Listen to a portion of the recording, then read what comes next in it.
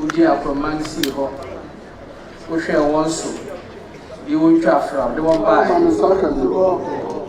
Also, was I started from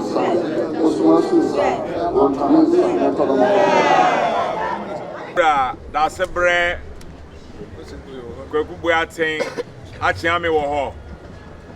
Another Chiami in a Munti Yang.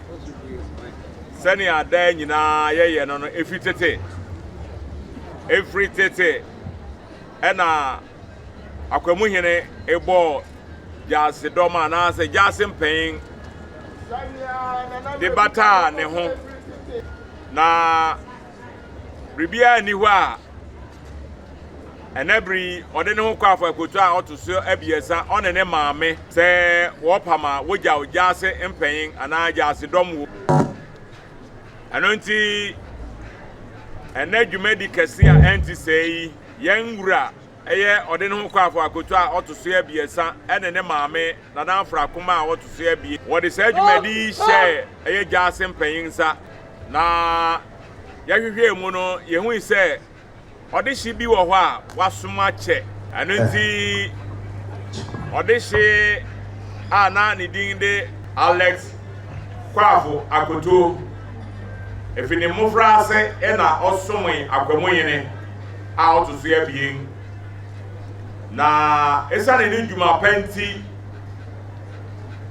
wasoma kodu ni udwaben ana se udwaben foforo mamu mane ye nyina ye ngani tia se eye ni ba nyina na wokopue obabi na wode wo ba ye dwumadi bi wo won mamu a ohempon di akiri na ne eye ni so eye ni gese Yabe foforo manhene ankasa etietia ne chawchemu edi odisi echi aba Akwamu ha beta na chi sebe ya obetimi eso afoamu aka Akwamu ntam kese aye ode ne ho kwa Offei Kwafo II otoso abiesa ne dia na wasu ya kire no anoti na se yehu tuntum ana brisi ene kokko wa ha kobin wa ha ode shibia wode wo beyi musu ya ne ayeka ne se yede wo beyi musu anoti ne yefura kokko ene tuntum wa ha nanso eyide eye ni jesam kese se ode hia wa bode ho modin asom efini mufra primu na ene ojina mi nifa so a oje na hu se na ni afi na Akwamuhene ode no kwa Offei Kwafo II a otoso abiesa ene ne ma mere bo na baso yi na wa asom yiye odi mama ne po na dwumadi a yewura dere hye ne nsa no so ya dwuma emudo yiye se wakase obi ye Asomkahene na eye dwumadi a emudo Oben yewura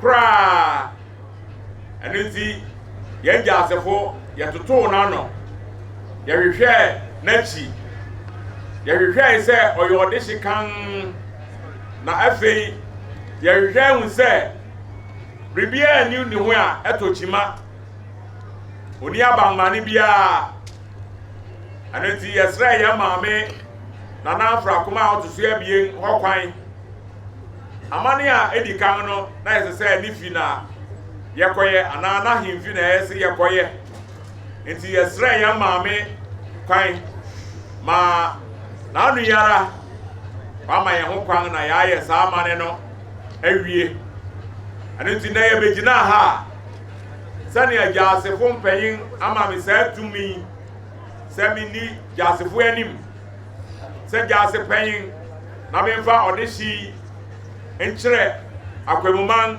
ni uduabeman ene Ghana man nyina won ahia wa ha no odeshi aya mane ni foforo na hini ne nana Offei Kwafo otoso abien ene Akwamuhene Wadaroma yesraw na wabuye kwan ma odisi aso wafrem na wakawontam asu ya akyerɛw Wadaroma sɛ wo ma ho kwan a yasefo na yɛtime di sɛ adwuma yegyina ha na yɛn amene yɛ ne chairman Yapa. Out of my it's all the shop when 1 year. I've got after the wall. Yeah. One man. We saw the women in the way because they are coming. Yapa.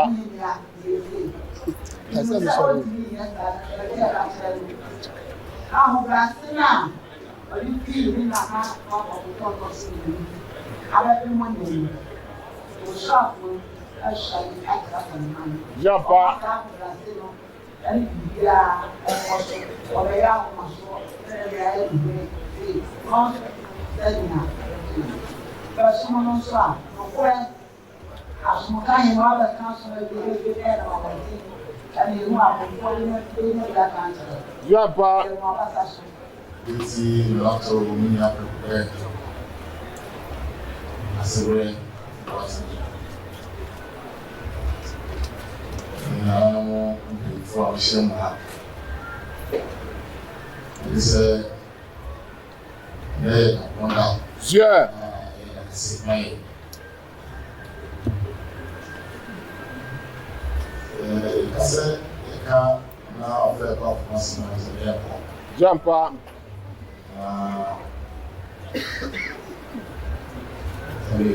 Oh yeah.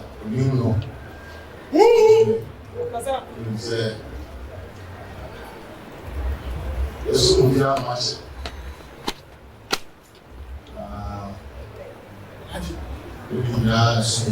Yeah. Okay, so. Yeah. Tell me not to see you soon. So soon. About soon. Jumpa. Yeah. Offei Kwafo II. Another time said about Papa. Yeah. You should have some count. Yeah. More money. Yeah. Yeah. Jumpa. Yes, I don't do it. Then G. So we have which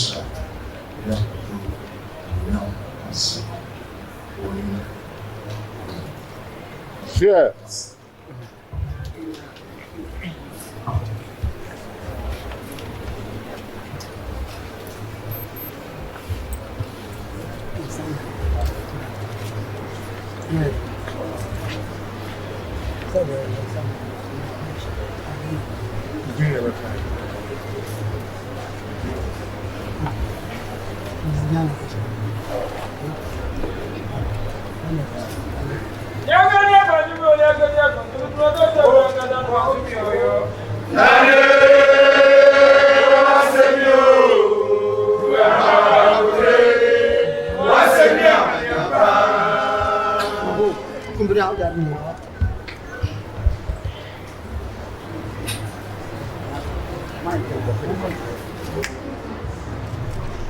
Ordinary Atiago Mesre Nano Asre Akwamuhene Akantam Esai Ediachre Akwamuhene Mina nani akoto abedio odi Akwamuhene Mina nani kwa fakoto to so bie na die ye me to Mina nani kwa fakoto to so bie sa aye ka chire akwagori prepare mi jere ni mu esai akwagori dadie aye mi nana Offei Kwafo Awakomu Asomkahene akwagori Osompa me sum Odene ho kwa fakoto to so bie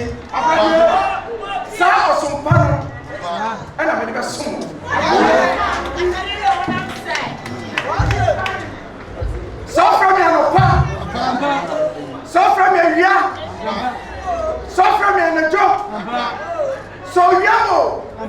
So sumo. Meba. Misaya. Na mi ya. Ana apio. Sao frame. Na mi di su chama nu. Ana mi tama chichewa. Mitu. Akwamuhene yauda.